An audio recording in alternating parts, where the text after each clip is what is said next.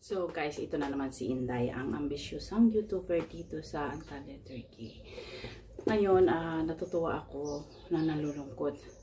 First, ako ay natutuwa kasi syempre nagsahod na ako sa YouTube. So nalulungkot ako kasi ang mga presyo dito sa Turkey ay parang kidlat ng nagtataasan. Dahil so far ngayon, ang dollar ay nasa 22 lira na ang bawat isang dolyar. Nung dumating ako dito sa Turkey, ang dollar ay nasa 1.7 Turkish lira lang. So ngayon, oh my God. After election, para itong kidlat, parang rocket na nag-shoot up. So, ang sabi nila ay aabot pa daw ito sa 30. So, dahil pag tumas ang dollar, lahat ng nabilihin dito sa Turkey ay nagtataasan din. So, ngayon ipapakita ko sa inyo kung ano yung nabili ko sa part ng aking sweldo sa YouTube. So, tuwang-tuwa ako kasi yung harap na aming trabaho ay magsasara na sila. So, lilipat sila ng area ata na kanilang pagtitindahan. So, ang kanilang mga pabenta ay may discount. So, ang pangarap ko sa aking buhay ay bumili ng mga ito. So, ito na guys.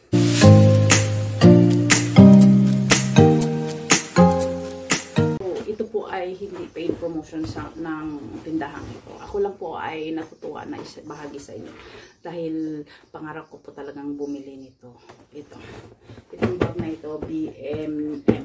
Ito po ay nasa harap ng aming bahay. Ako po ay gustong bumili ng mga items na ito. Noon pa man, pero ang mahal-mahal niya. So ngayon kasi lilipat sila ng area. So bumili na talaga ako. Kasi nakita ko ito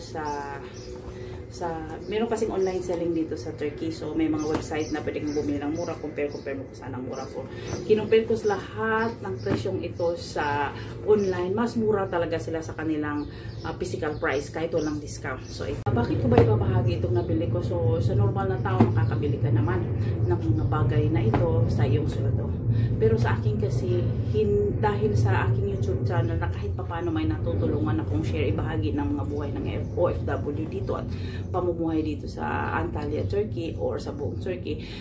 Yung akin kasi, bakit ako nag-YouTube at bakit ako nag-reels? Kasi yung buong sweldo ko kahit papano sa aking pagtatrabaho, dahil ako po ay isang working mom. Nagtatrabaho ako by shift. Sa morning 8-hour shift, sa pag night shift ako umabot ako ng 14 hours. So, ang aking sweldo sa aking pagtatrabaho ay naiitatabi ko po yun lahat. Tinatago po sa aking savings dahil iniipon ko po yun sa aking pagtanda. Dahil wala naman po akong pangarap na kahit ako ay 55 na magtrabaho pa. So ito, kaya ang YouTube na sweldo ko, usually talaga monthly yan, binibili ko yan ng mga damit, mga kinakailangan ni Asya, yung mga pagkain dito sa bahay kasi hindi naman ako nagsispend yan. Yung mga babayarin dito, wala po akong kinocontribute yan. Kung yung sahod ko ay tinatabi ko talaga. So sa tatay ni Asya, lahat ng mga gastusin ng basic needs dito sa bahay. So yung akin lang is yung mga babili ako ng mga damit sa labas, magbili ako ng mga damit ni Asya at ng tatay niya.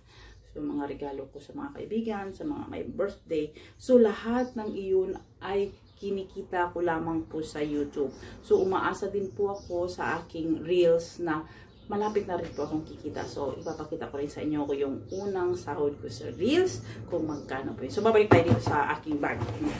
Ayan. Ito ay first, pangarap, gusto ko talagang bumili ng isang. Ayan, nakita nyo ng card. Tada! Gusto talaga ng milk shaker kasi gusto ko talaga ng shake. Meron kaming shaker, ayun no. Ayan, yan, itong yellow na ito, ang brand niya is Arzum. So ayan, 25 years old na po yan kasi syempre sa sobrang tanda niya parang matanda na rin, senior citizen na yung ikot niya. Pero at least napapakinabagan ko pa rin yung ginagamit ko pa rin sa milk shaker. So dahil kuripot tong tatay ni Asya kasi gusto ko talagang bumili ng tefal. Ang tefal po ay 2,900 lira. So gusto ko bumili siya. So sa ibang online nasa 2,400. Sabi niya huwag ka nang bumili kasi mayroon milk shaker. So ito ang binili ko na lang. Mas mura siya kasi. Ito. Yan. Personal na smoothie. So ito ay ang physical price ito is $500 lamang. doon sa shop. So, nag-discount sila ng 15%.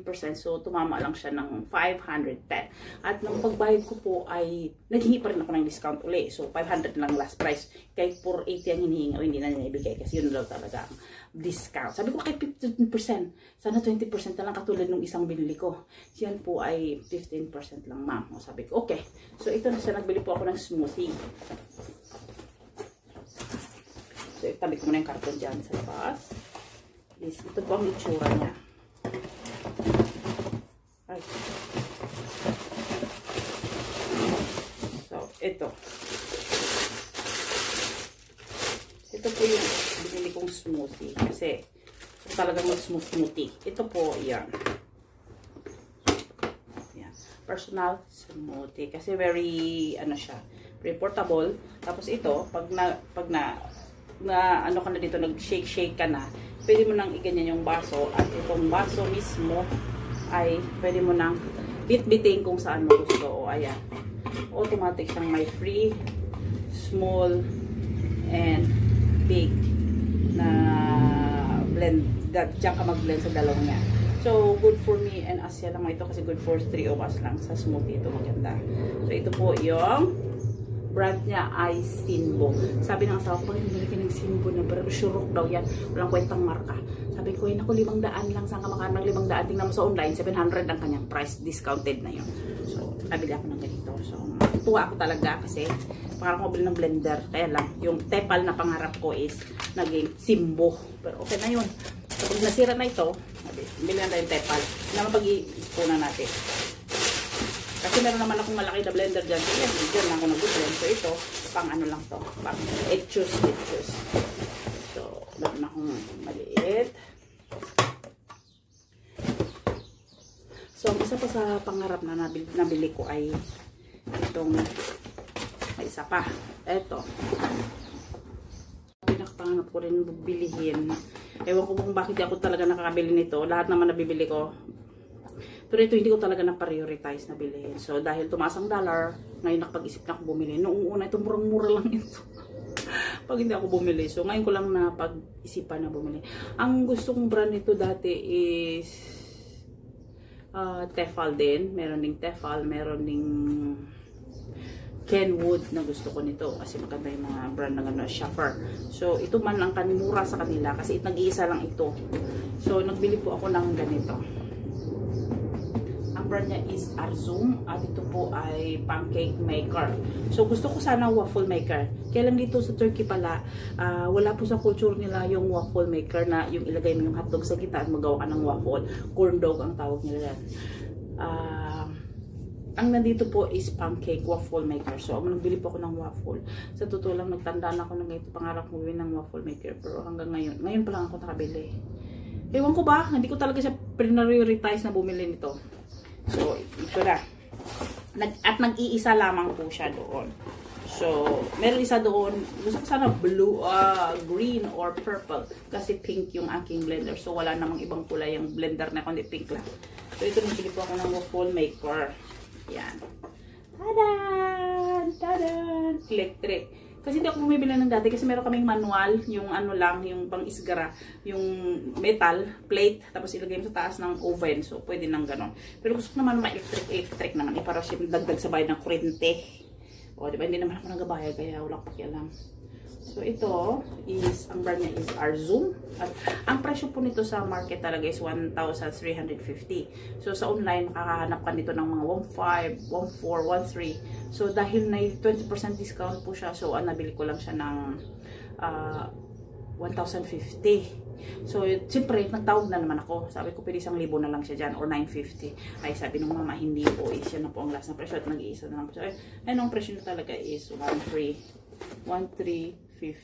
So, nagtawad-tawad naman si Inda. Ewan ko lang magana ito. Ayan. Ayan. Nag-take na po ako ng video sa mga ito na binili ko dahil maglulutuan ko na po ito. So, hindi ko na po ma-share sa inyo at lagay ko sa i-box ang mga ito kasi may mantika na ito. So, alam mo naman ako, hindi naman ako masyado naglilinis talaga. Alam, ang problema ko pala nito, paano ito linisin? Yes. Tapos magawa ng waffle, yung plate niya, hindi pala siya matanggal. At palitan mo yung plate. at linisan. Hindi po katulad ng isang brand namin ng Arsom na sa toaster maker na pwede mo siyang tanggalin yung plate at hugasan mo, ilagay mo sa dishwasher. So ito pala ala kulay. Ito pala ay linisin mo ng isa-isa dito. So ala pa paano putulin niya sa paghugasan. Hindi ko naman ito pwedeng mahugasan ang plate niya. So ayan. Ito mahirap sa electric na ganito kasi hindi siya mahugasan.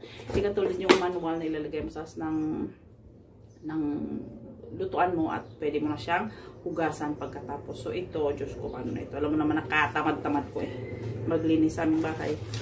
So ito yung kanyang presyo. So guys, ito lang po ang share ko talaga sa inyo. Yung kakaunting kinikita ko sa YouTube ay nakakabili po ako ng mga ganito. Hindi po ako nagyayabang dahil nakakabili lang po ng ganito. Nakaka-encourage lang po sana sa lahat na kahit pa paano meron po, kumikita po kayo sa YouTube at kumikita kayo sa Reels.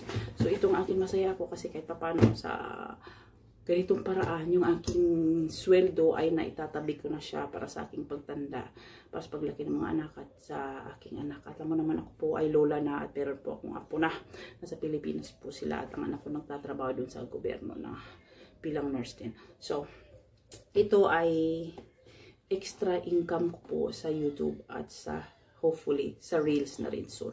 So, isi-share ko lang sa inyo na may kita po talaga sa YouTube. Hindi po ako malaking YouTuber, hindi po ako nagyayabang na ganyan ang kinikita ko. Kaunti lang po kinikita ko sa YouTube. Extra, yung mga extra needs namin, yun po ay natutustusan din ni YouTube. Salamat din po sa YouTube kahit pa paano nakapag-share ako ng kukunting tulong sa aking mga kababayan tungkol sa buhay namin dito at kahit pa paano nagbibigay po kayo ng extra income para po sa aming mga small YouTubers na hindi na po namin kailangan mag-watch to watch sa mga kapwa namin YouTubers. So, ito po kahit kaunti lang po yung views ko, wala pong problema niya, hindi po ako nalulungkot.